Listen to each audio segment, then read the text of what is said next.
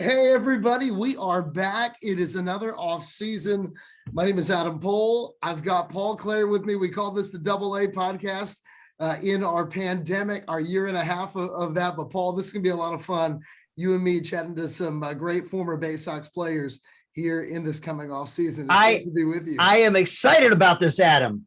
Let's do it. Let's do it. And look at the man we've got with us. This is one of my favorites from my years in the Orioles organization, Brian Matusz. Brian, thank you for taking the time to be with us. You and I were together in Frederick many moons ago, but it's awesome to be talking with you here today. Yeah, definitely, Adam. Thanks for having me. It's good being here.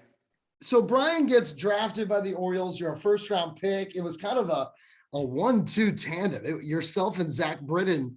I remember with the Frederick Keys, the first two games of the year, and I had a Diamondback scout come up to me and be like, "Oh my God, this is a single A rotation."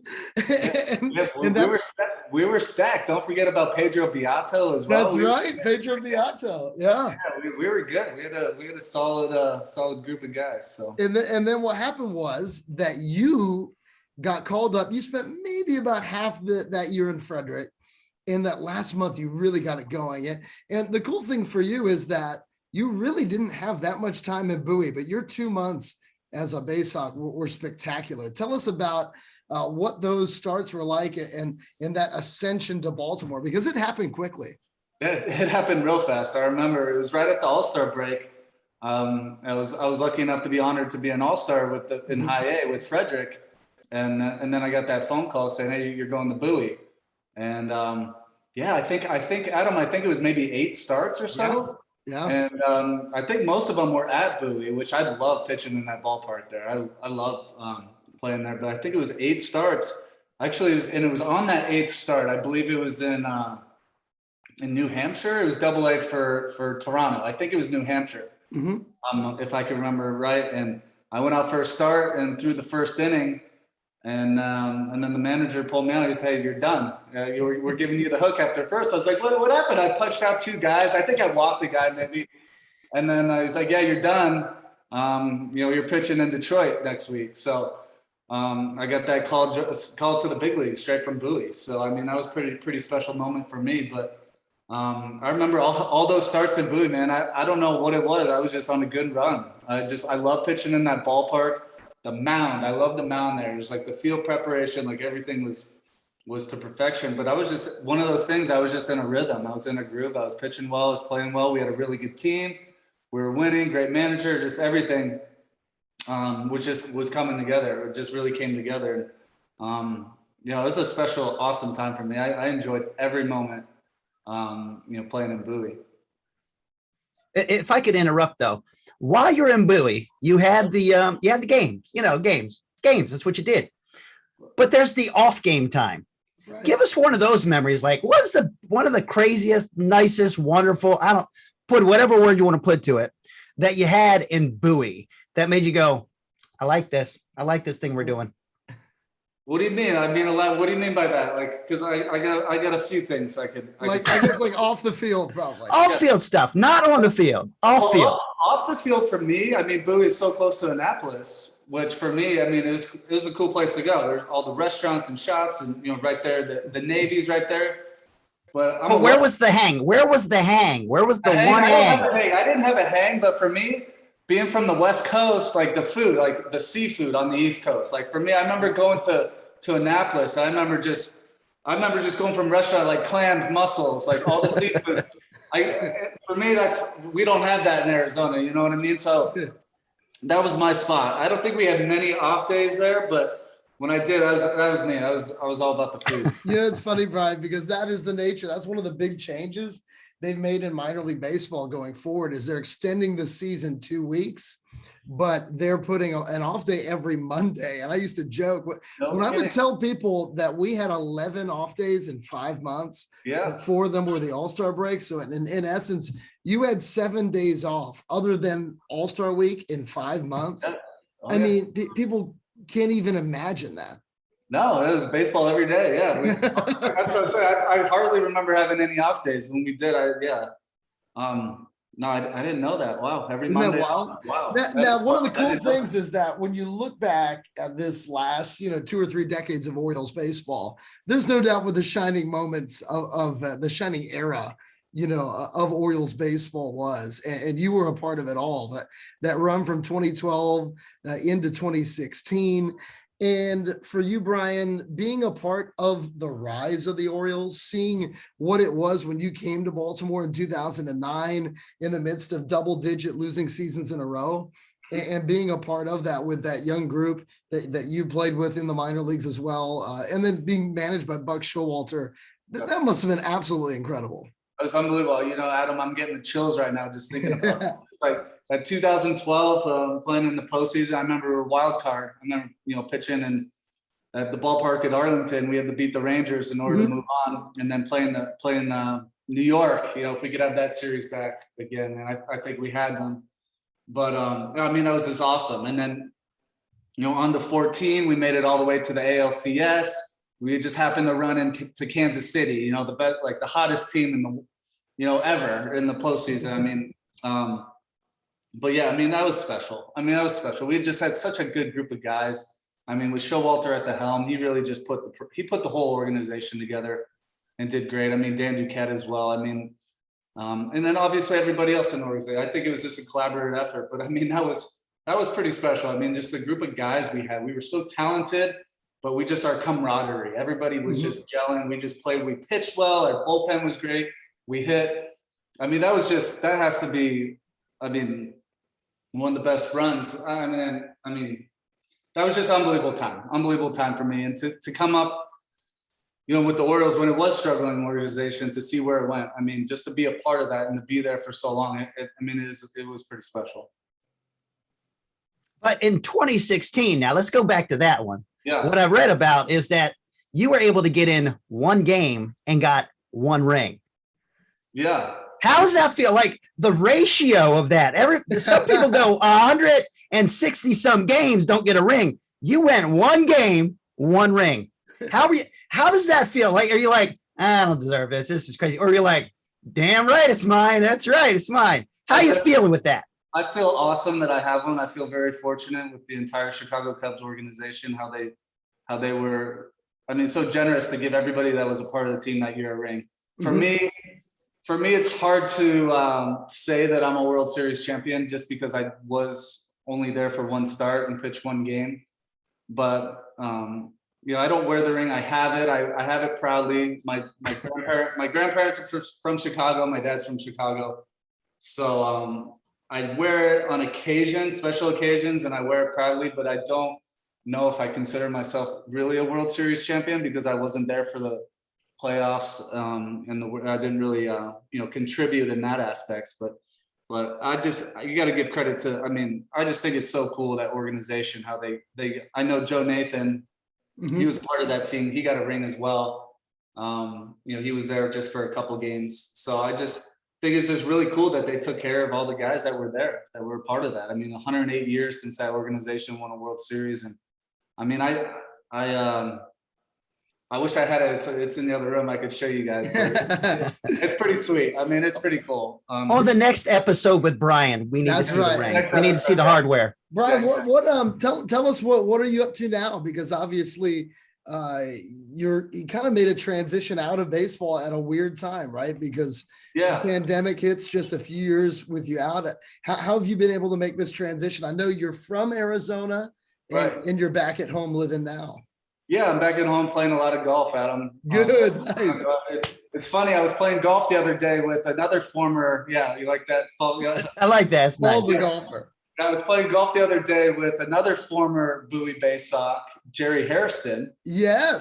And I posted something. I think it was on social media on Instagram. I posted something, and Phil Rye reached out. He said, "Hey, do you know he was a Baysox as well?" I had no idea, Jerry.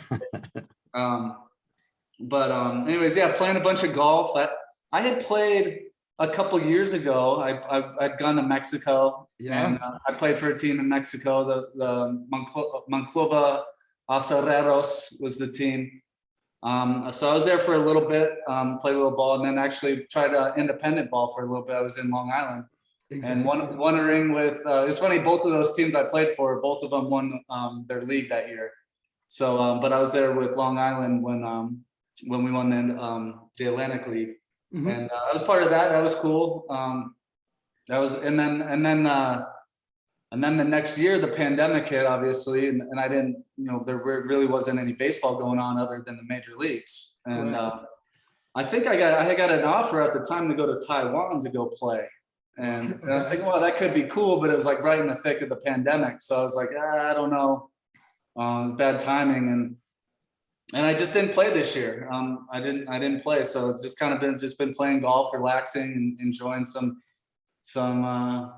just enjoying my time, really. And is it with the golf game in Arizona? Can you even play in the summer, or is it just like the inverse of Maryland, where people are like right now hanging on to their last days of golf before a golfless winter? Yeah, no, the summers are tough. Summers are tough. When it's on, you got to get out there early morning, like a 7 a.m. tee time. Otherwise, you're running into 115 really quick. But there's one golf course around the corner that I like playing because they have the Mister systems. Oh yes, in the golf cart. So it's wait, in the golf cart. In the golf cart. So in the golf cart. Yeah, so it's like around the golf cart, like they got the Mister system, like a fan. So I feel like that's my go-to spot. That's legit. We're pretty proud that we actually have coolers on ours that we can pull off and take to the bar to get ice, so you can put it back on. That is our big thing. We've got coolers on the carts. Right. Yeah. No, in Arizona, they got to take it to the next level. Yeah. So during your time of pitching, I'm sure, like most kids coming up want to know, seeing guys that you looked at as heroes, as I want to be like them, facing them as batters, who was the guy that you were always worried about, but felt so proud to go, that's my guy, I'm going to throw up my guy? And then which batter did you always go, I hate this guy. This guy is just killer. I hate him.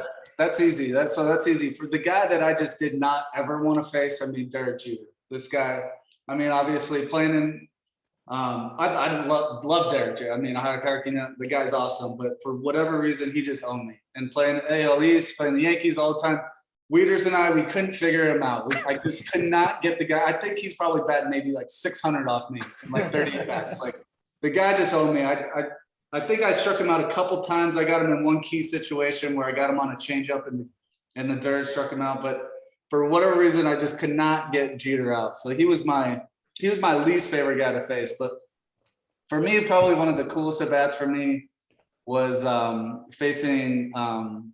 We were playing the Dodgers. Actually, we were playing the Dodgers. It was at Camden Yards.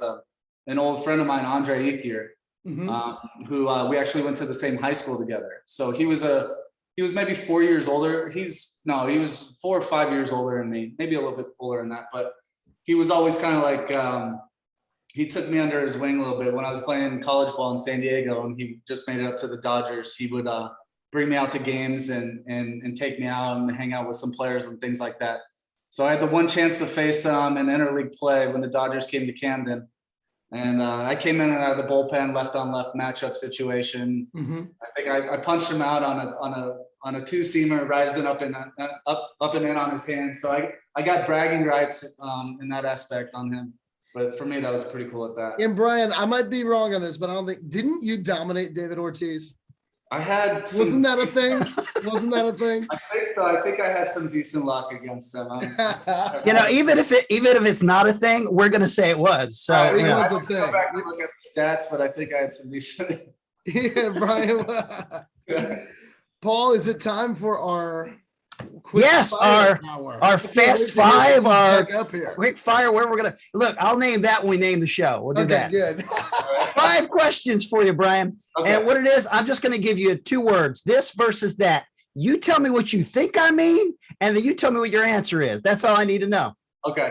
Let's start out. East Coast versus West Coast.